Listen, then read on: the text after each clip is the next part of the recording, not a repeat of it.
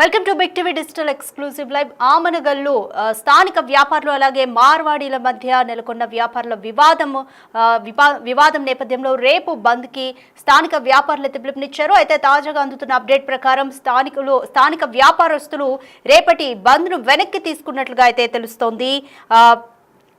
Go back Marwadi ఉద్యమంపై స్థానిక వ్యాపారులు వెనక్కి తగ్గినట్లుగా తెలుస్తుంది. ఆమనగల్లు బంద్ను తాత్కాలికంగా వాయిదా వేస్తున్నట్లు వాళ్ళు తెలిపారు.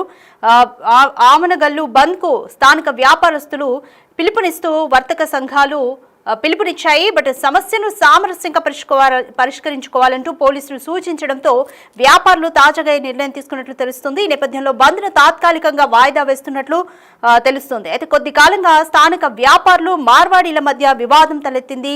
దీంతో రేపు స్వచ్ఛంద బంద్కు స్థానిక వ్యాపారస్తులు పిలుపునిచ్చారు.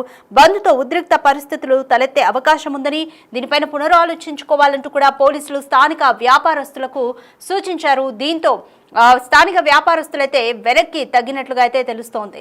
తెలంగాణలో ఇటీవల చెలరేగిన మార్వాడి వ్యతిరేక ఉద్యమం వివాదాస్పదమైంది. తెలంగాణ అస్తిత్వ ఆత్మగౌరవం పేరుతో మార్వాడి వ్యతిరేక ఉద్యమం సాగిస్తున్న తీరైతే ఆందోళనకరంగానే మారిందని చెప్పొచ్చు. తెలంగాణలో ఇటీవల మార్వాడి వ్యతిరేక ఉద్యమంలో భాగంగా రంగారెడ్డి జిల్లా ఆమనగల్లులో ఈ నెల 18న మార్వాడి వ్యాపారస్తులు గో బ్యాక్ అంటూ పట్టణ బంద్ తలపెట్టడం అనేది చర్చనీయాంశంగా మారింది. రేపు వారు బంద్కి పిలుపునిచ్చారు. అయితే మన ప్రాంతమైన వ్యాపారం మన ప్రాంతం మన వ్యాపారం ఈ నినాదంతో మన వ్యాపార సంస్థలు, సంఘాలు, హోటల్స్ అంతా కూడా సోమవారం నిర్వహించే బంద్ను విజయవంతం చేయాలంటూ ఆమనగల్లు కిరాణా, వస్త్ర, వర్తక, స్వర్ణకార సంఘాల పేరుతో బంద్కు పిలుపునిచ్చారు. ఏకంగా వాళ్ళు కరపత్రాన్ని సైతం విడుదల చేశారు. అయితే మన పరిసర ప్రాంతాల్లో మార్వాడీలు దినదిన అభివృద్ధి చెందుతూ అన్ని రకాల వ్యాపారాలు చేస్తూ నాణ్యత లేని నాసిరకం వస్తువులు అమ్ముతూ మన ప్రాంత వ్యాపారస్తుల వ్యాపారాన్ని పరోక్షంగా క్షీణించడానికి కారణమవుతున్నారంటూ కూడా వారు ఆరోపిస్తున్నారు. అయితే వారి దుకాణాల్లో వాళ్ళ మనుషులనే లేబర్గా పెట్టుకుంటూ స్థానిక యువతకు కూడా ఉపాధి లేకుండా చేస్తున్నారంటూ సఖ్యతతో మన ప్రాంతాల్లో పాగా వేసి పాతుకొని పోయారని, ఇది ఇలాగే కొనసాగితే మన మనుగడకు ముప్పు వాటిల్లుతోందని, ఇకపై మార్వాడీలు మన ప్రాంతాల్లో అడుగు పెట్టకుండా కాపాడుకుందామంటూ ఇందుకు మన ప్రాంతం మన వ్యాపారం ఈ నినాదంతో ఆమనగల్లు పట్టణ బంద్ను జయప్రదం చేయాలని కోరుకుంటూ కూడా ఆ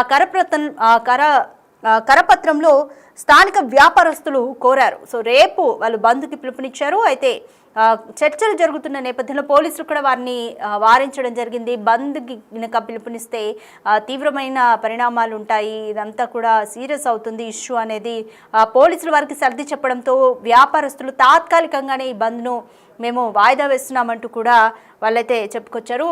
ఒకసారి స్థానిక వ్యాపారస్తులు వాళ్ళు తీవ్రంగా గో బ్యాక్ మార్వాడి అంటూ కూడా వాళ్ళైతే నినాదం చేస్తున్నారు. రేపు బంద్కి పిలుపునిస్తూ కరపత్రాన్ని కూడా వాళ్ళైతే రిలీజ్ చేశారు. ఒకసారి స్థానిక వ్యాపారస్తుల అభిప్రాయం ఏంటి, వాళ్ళు ఏమంటున్నారో చూద్దాం.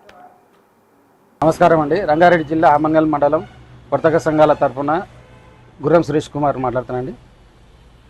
మేము వస్త్ర, వర్తక, కిరాణా, స్వర్ణకార, విశ్వబ్రాహ్మణ మరియు ఇతర వ్యాపార సంఘాలు స్వచ్ఛందంగా తేదీ 18/8/2025 సోమవారం రోజున బంద్కు పిలుపునిచ్చిన విషయం మీరు అందరికీ తెలిసిన విషయమే.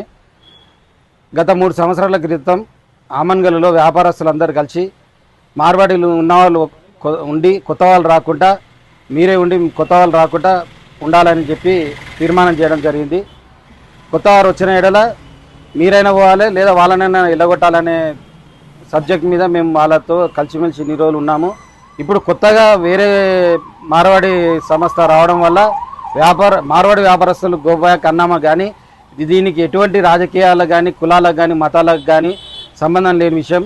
ఖాళీ మా ఆమనగల్ గ్రామంలో మన వ్యాపార ఉనికిని కాపాడుకోవడానికి చేసిన బంద్ మాత్రమే ఇది. ఎటువంటి రాజకీయాలకు కానీ కులాలకు కానీ మతాలకు కానీ సంబంధం లేని విషయం అని మీకు మనస్ఫూర్తిగా తెలుపుకుంటున్నాను. నమస్కారం అండి. రైట్, క్లియర్గా చూసాము. స్థానిక వ్యాపారి ఏమంటున్నారు, గో బ్యాక్ మార్వాడి అంటూ మేము నినాదం చేస్తున్నాము. మన ప్రాంతం మన వ్యాపారం అనేది ఇక్కడ జరగాలి. స్థానికంగా వాళ్ళనే లేబర్గా పెట్టుకుంటూ కూడా ఇక్కడ స్థానికంగా ఉన్న వాళ్ళకి ఉపాధి కూడా లేకుండా చేస్తున్నారు అనేది వాళ్ళ ప్రధాన ఆరోపణ. అయితే ఒకసారి చూద్దాం, అసలు తెలంగాణ రాష్ట్రం ఇప్పుడే కాదు కొన్ని వందల సంవత్సరాల నుంచి కూడా దేశంలోని అన్ని వర్గాల ప్రజలకు ఆలంబనగానే ఉందని చెప్పొచ్చు. వారు బతకడానికి అన్ని విధాలుగా కూడా అనుకూలంగా ఉంది తెలంగాణ రాష్ట్రం. సిక్కుల నుంచి మొదలు పెడితే ఆంధ్ర వారి వరకు వివిధ వ్యాపారాలు చేసుకుంటూ తెలంగాణలో బ్రతుకుతున్నారు కూడా. తెలంగాణ కేంద్రంగా వార్తల వ్యాపారాలను అంతకంతకు కూడా విస్తరించారు. వాస్తవానికి ఆంధ్ర వారి కంటే కూడా తెలంగాణలో మార్వాడి వారికి ఎక్కువగా వ్యాపారాలు కూడా ఉన్నాయి. హైదరాబాద్ నగరంలో అయితే కూడా చూసుకుంటే ఒకసారి అమీర్పేట్, కూకట్పల్లి, కోటి, శేర్లింగంపల్లి, మల్కాజ్గిరి, అబిడ్స్, ఖైరతాబాద్, నాంపల్లి ప్రాంతాల్లో మనకి మార్వాడీలు అధికంగా విస్తరిస్తుంటారు. పండుగలు జరిగే సమయంలో కానీ దసరా, హోలీ ఈ పండుగలు జరిగినప్పుడు కూడా ఎక్కువగా మార్వాడీలతో అందరము సఖ్యతగానే పండుగలు కూడా చేసుకునే వాళ్ళము. అయితే మొదట్లో మార్వాడీలు చిన్న చిన్న వ్యాపారాలే చేసేవాళ్ళు. వీరిలో ప్రధానంగా మిఠాయి షాప్స్ ఉండేవి, స్వీట్ షాప్స్ ఉండేవి. ఆ తర్వాత క్రమక్రమంగా వివిధ రంగాల్లోకి విస్తరించారు. అయితే ఇక్కడ కుటుంబాలుగా ఏర్పడి ఆధార్, ఓటర్ ఐడి కార్డులను కూడా వాళ్ళు సాధించారు. మార్వాడి వ్యాపారం మొదట్లో స్థానికులకు ఉపాధి కల్పించేవారు. అయితే ఇటీవల కాలంలో వారి సామాజిక వర్గానికి చెందిన వారిని విధుల్లోకి తీసుకుంటున్నారు. అయితే ఇదంతా కూడా స్థానిక వ్యాపారస్తుల మనుగడకే ఇది ముప్పు తెచ్చే అంశంగా వాళ్ళు పరిగణించడము, దీంతో బంద్కు పిలుపునిచ్చారు. దీనికి సంబంధించి రైట్ మోర్ డీటెయిల్స్ మా ప్రతినిధి శంకర్ని అడిగి తెలుసుకుందాం. రైట్ శంకర్, ఆగనమల్లిలో పరిస్థితి ఏ విధంగా ఉంది శంకర్? రైట్ అంటే మార్వాడీలకి స్థానిక వ్యాపారస్తులకి అయితే ఒక యుద్ధం జరుగుతుందని చెప్పొచ్చు. ఈ నేపథ్యంలో అంటే స్థానిక వ్యాపారస్తుల మనుగడకి ముప్పు ఉంటుంది అన్న ఒక కోణంలో వీళ్ళు ఆలోచించి కూడా రేపు బంద్కి పిలుపునిచ్చారు. గో బ్యాక్ మార్వాడి అంటూ కూడా. సో పోలీసులు వాళ్ళకి ఏమని సర్ది చెప్పారు? రేపు బంద్ని ఎందుకని వాళ్ళు విరమించుకున్నారు?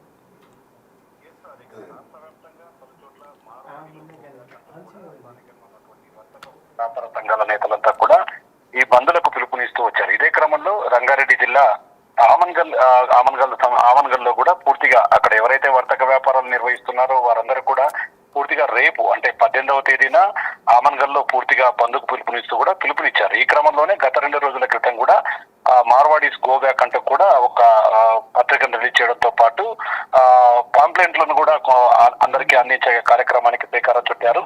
ఇదే క్రమంలో ఒకసారిగా ఈ విషయం కాస్త పూర్తిగా హాట్ టాపిక్ గా మాట్లాడుకోవడం సిచ్యువేషన్ కనపడుతుంది. ఇది ఓవరాల్ గా రాష్ట్ర వ్యాప్తంగా ప్రధానంగా చర్చాంశనీయంగా మారింది. మరోవైపు కొంత దీనికి రాజకీయ రంగు కూడా పుడుముకుంది. ఎందుకంటే చాలా రోజులుగా, కొన్నేళ్లుగా, చాలా సంవత్సరాలుగా కూడా రాష్ట్ర వ్యాప్తంగా చాలా చోట్ల ఈ మార్వాడీలంతా కూడా చిన్న చిన్న వ్యాపారాలు మొదలుపెట్టి పూర్తిగా అన్ని రంగాల్లో కూడా ఇక్కడే సెటిల్ అయినటువంటి సిచ్యువేషన్. ఇదే క్రమంలో చాలా ప్రాంతాలలో పూర్తిగా మార్వాడీలే పెద్ద ఎత్తున ఇక్కడికి రావడంతో పాటు వాళ్ళు వ్యాపారాలు విస్తరించడంతో స్థానికంగా ఉన్న వారంతా కూడా ఉపాధిని కోల్పోతున్నారు. వారికి ఆర్థికపరమైనటువంటి ఇబ్బందులు తలెత్తుతున్నాయంటూ కూడా చాలా రోజులుగా ఇదే అంశానికి సంబంధించి పలు చోట్ల వివాదాలకు తెరలేస్తున్నటువంటి సిచ్యువేషన్ కనపడుతుంది. ఇక ముఖ్యంగా ఆమన్గల్ ప్రాంతానికి సంబంధించి గత 3 సంవత్సరాల క్రితం ఎవరైతే మార్వాడీస్ ఇక్కడికి వచ్చారో ఆ మార్వాడీస్ ఇక్కడికి వచ్చిన క్రమంలోనే చాలా సందర్భాల్లో స్థానికంగా ఉన్నటువంటి వర్తక వ్యాపార సంఘాల నేతలంతా కూడా గతంలో ఇక ఇప్పటి వరకు జరిగింది చాలు, మీరు ఇక్కడికి వచ్చిన వాళ్ళంతా చాలు, కొత్తగా ఎవరిని ఇక్కడికి తీసుకురావద్దు, ఎక్కడ కూడా కొత్త వారితో ఇక్కడ వ్యాపారాలు ప్రారంభించవద్దు అని చెప్పి కూడా ఒక ఒప్పందం చేసుకున్నారు.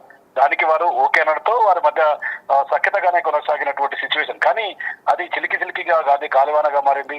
తిరిగి కొంతమంది మార్వాడీలు అక్కడికి రావడంతో పాటు కొన్ని బేకరీస్ కావచ్చు, కొన్ని స్వీట్ షాప్స్, అదే విధంగా అక్కడ వస్త్రాలకు సంబంధించినటువంటి దుకాణాలన్నీ కూడా పెంచుకుంటూ పోతున్నారు. ఇదే క్రమంలో గతంలో జరిగినటువంటి ఒప్పందాన్ని ఎందుకు మీరుతున్నారు, మేము గతంలో మీతో చర్చించినప్పుడు ఈ విషయాన్ని పూర్తిగా మీకు చెప్పాము, అంటే కొత్త వాళ్ళు వస్తే పాతగా ఉన్నటువంటి వీళ్ళు ఇక్కడ నుంచి వెళ్ళిపోవాలి, లేదంటే కొత్త వారిని రానివ్వకుండా ఉండాలంటూ కూడా వర్తక సంఘాల నేతలు వారి దానికి సంబంధించినటువంటి ముఖ్య నేతలంతా కూడా వారితో చర్చించారని చెప్పారు. మరి తిరిగి అది ఎందుకు దాన్ని మళ్ళీ అదే విధంగా రిపీట్ చేస్తున్నారు? ఇదంతా కూడా మన మధ్య ఐక్యత లోపిస్తుంది, మన మధ్య ఒక వివాదాలకు తెరలేస్తుంది. కాబట్టి దీన్ని పూర్తిగా నిషేధించాలంటూ కూడా వాళ్ళతో చెప్పారు. కానీ వాళ్ళు వినకపోవడంతో వీరంతా కూడా ఒక్కసారిగా ఈ యొక్క మార్వాడి గో బ్యాక్ అనే ఒక బంధుకు పిలుపునివ్వడం, దీన్ని కాస్త చాలా సీరియస్ గానే పోలీసులు తీసుకున్నారు. ఎందుకంటే చిలికి గాలివానగా మారి 2 వర్గాల మధ్య గొడవలు, అదే విధంగా వివాదాలకు తెరలేస్తాయి. కాబట్టి స్థానిక పోలీసులు ఎవరైతే లోకల్ గా ఈ బంధుకు పిలుపునిచ్చారో ఆ ముఖ్య నేతలతో కూడా చర్చించడం జరిగింది.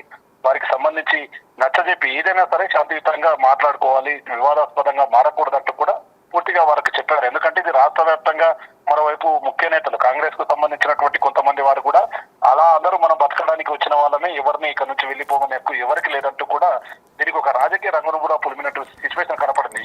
దీంతో పోలీసులు అలర్ట్ అవడంతో పాటు ఈ సమస్యను ఇక్కడి నుంచే సద్దుమణిగించాలి, శాంతి భద్రతలకు ఎక్కడ కూడా భంగం వాటిల్లకూడదనే క్రమంలో వారితో చర్చలు జరిపారు. ఇదే క్రమంలో తిరిగి ఈ రోజు ఎప్పుడైతే రేపు బంద్ ఉంటుంది, కానీ ఈ రోజు ఈ బంద్ను తాత్కాలికంగా నిలిపివేస్తున్నట్లు కూడా వర్తక సంఘాల నేతలు చెప్పారు. దీనికి గాను పూర్తిగా అవతల రైట్ శంకర్, మన తెలంగాణ రాష్ట్రం చరిత్ర కానీ నేపథ్యం చూసుకుంటే ఇప్పటి వరకు చాలా మంది కమ్యూనిటీస్ కానీ వేరే రాష్ట్రాల నుంచి వచ్చిన వాళ్ళు ఇక్కడ సెటిల్ అయిపోయి ఇక్కడ బ్రతుకుతున్న వాళ్ళు కూడా ఉన్నారు. ఆంధ్ర నుంచి ఇంకా సిక్కులు ఇలా చాలా మంది ఇక్కడ బ్రతుకుతున్న వాళ్ళు ఉన్నారు. ఎందుకని మార్వాడీస్ మీద ఇంత వ్యతిరేకత జరుగుతుందని అనుకోవచ్చు? ఈ ఒక్క ప్రాంతమే కాదు, అంటే ఇప్పుడు ఈ సమస్య ఆమన్గల్లో బయటకు వచ్చింది, కానీ కొన్ని ప్రాంతాల్లో ఖమ్మం, వరంగల్ ఇలాంటి ఏరియాల్లో చూసుకుంటే కూడా మార్వాడీలు మీద ఒక వ్యతిరేకత, ఎందుకంటే వాళ్ళ కమ్యూనిటీ ఎక్స్టెండ్ అయిపోతుంది, వాళ్ళ ఫ్యామిలీ మెంబర్స్ కూడా చాలా మంది ఉంటారు, అండ్ వాళ్ళనే పనిలోకి పెట్టుకోవడము, కేవలం వాళ్ళకి వ్యాపారం తప్ప ఇంకొకటి ఏది తెలీదు, జాబ్స్ వైపు వాళ్ళు వెళ్ళరు, ఓన్లీ వ్యాపారాలు చేసుకుంటూ బ్రతుకుతారు. కాబట్టి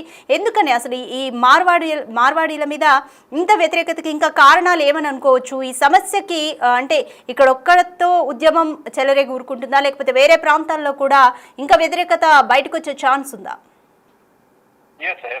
ఎందుకంటే అంటే అందరూ ఐక్యంగా ఉండాలి, అందరూ ఒకే చోట ఉండాలి అనే నినాదంతో చాలా చోట్ల కూడా అందరూ కలిసిమెలిసి ఉంటున్నప్పటికీ ప్రత్యేకంగా తెలంగాణ రాష్ట్ర వ్యాప్తంగా ఉన్నటువంటి చాలా ఒక్కొక్కరిగా రావడం, ఒక్కొక్క చోట ఒక్కొక్క వ్యాపారాన్ని స్టార్ట్ చేయడంతో పాటు వారికి సంబంధించినటువంటి హిందువులు మిగతా అంత వారి కుటుంబాలకు సంబంధించిన వారందరినీ ఇక్కడికి తీసుకురావడంతో పాటు వారికే మరొక వ్యాపారాలు ప్రారంభించడంతో పాటు చాలా ఏళ్ళుగా సెటిల్ అయ్యారు. అంటే ఆ స్వీట్స్ హౌస్, ప్రధానంగా స్వీట్స్ హౌస్ ను స్టార్ట్ చేసి వాళ్ళ ఆభరణాలను తీసుకుని వాటికి అప్పు ఇచ్చే స్థాయికి వస్త్రాలకు సంబంధించినటువంటి పెద్ద పెద్ద షాపులను ఏర్పాటు చేయడంతో పాటు వారు ఇక్కడ స్థానికంగా ఉన్న వారి కంటే ధీటుగా వేరే చోటు నుంచి వ్యాపారాలు లావాదేవీలు చూడడం, వారికి అక్కడ ఉన్నటువంటి వేరే రాష్ట్రాలతో ఉన్నటువంటి కనెక్టివిటీ ఆధారంగా వారికి సంబంధించినటువంటి ఈ యొక్క వ్యాపారాలలో ఎక్కువ లాభాలు గడించేందుకు ఆ వస్తువులు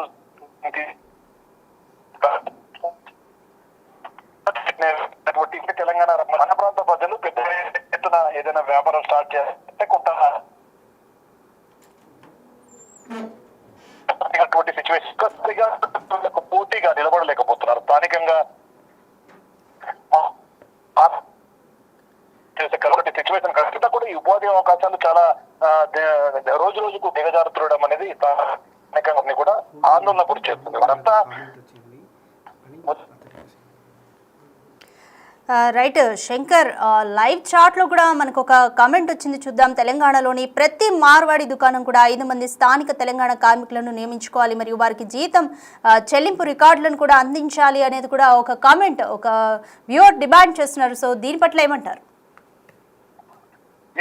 అంటే నిబంధనలు అందరికి ఒకేలాగా ఉండాలి, అందరూ కూడా కలిసి పనిచేయాలి అనే ఒక అంశాన్ని తెర మీదకి తెస్తున్నప్పటికీ మాత్రం నిజంగా వాళ్ళ ఉపాధి కోల్పోతున్నామనే ఒక స్థానికంగా వారి మధ్య కూడగట్టుకొని దీన్ని పూర్తిగా వారి మీదకి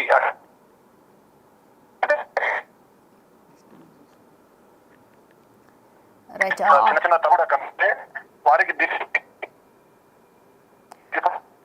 లోలాలు మీరుతుంది లేదా ఎక్కడైనా వర్తక సంఘాలు వ్యాపారాలు ఇవన్నీ చేస్తే దానికి రైట్ శంకర్, ఆడియో బాగా డిస్టర్బెన్స్ వస్తుంది, మళ్ళీ మేము కనెక్ట్ అవుతాం.